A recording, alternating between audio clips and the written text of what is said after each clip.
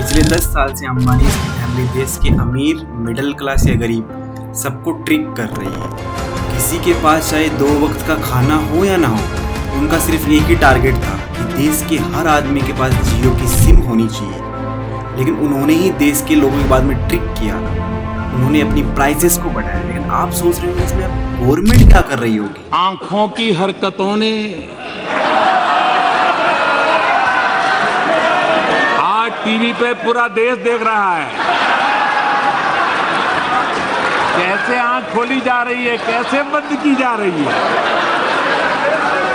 ये आंखों का खेल। Customer should pay for only one service, either voice or data, not both. World over, operators charge only for data, while voice and messaging are essentially free.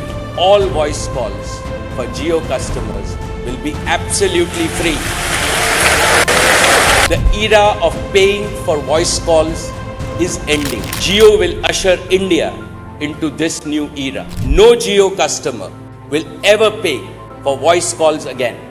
Across India, No Jio customer will ever pay for voice calls. देख रहा है विनोद, अंग्रेजी बोल बोल के कैसे बात को घुमाया जाता है।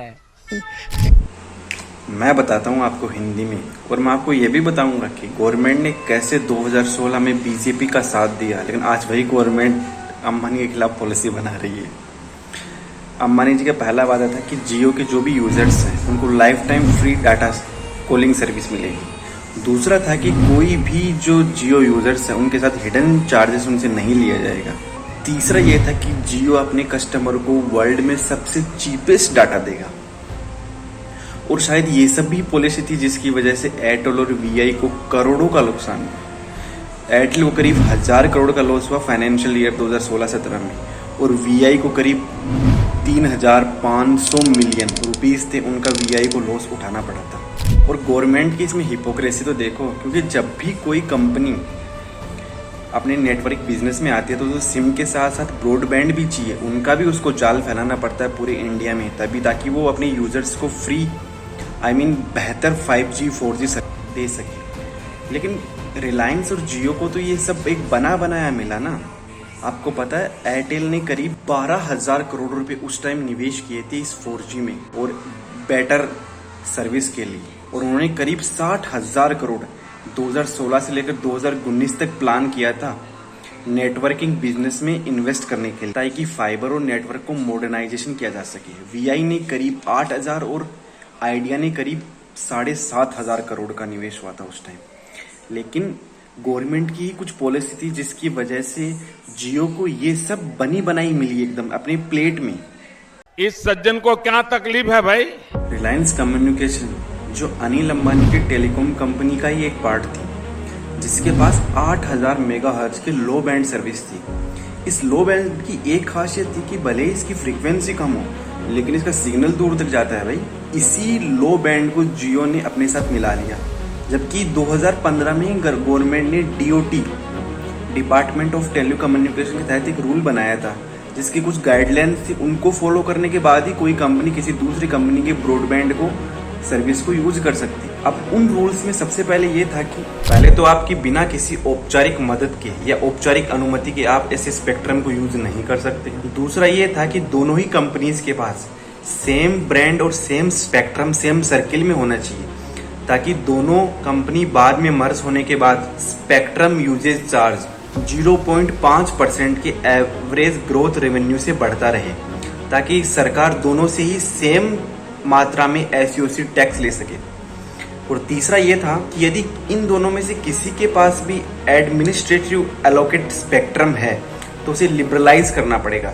यानी अगर किसी बैंड ने पहले स्पेक्ट्रम ले लिया है और आज के ऑक्शन में उसी स्पेक्ट्रम की सेम एलोकेट अनुमत राशि है, तो उन दोनों के बीच के अंतर का जो भी अमाउंट है वो उसे गवर्नमेंट को देना पड़ेगा। और 22 अप्रैल 2016 को DOT department of telecommunication ने ROCM और जियो को अनुमति दे दी कि आप दोनों एक ही टाइम पर उनके एयरवेज स्पेक्ट्रम को यूज कर सकते हैं, जिसके तहत जियो को 9 बने बनाए स्पेक्ट्रम बैंड और सर्किल मिल गए, ताकि जियो को वहां पर इन्वेस्टमेंट करनी ही नहीं पड़ी।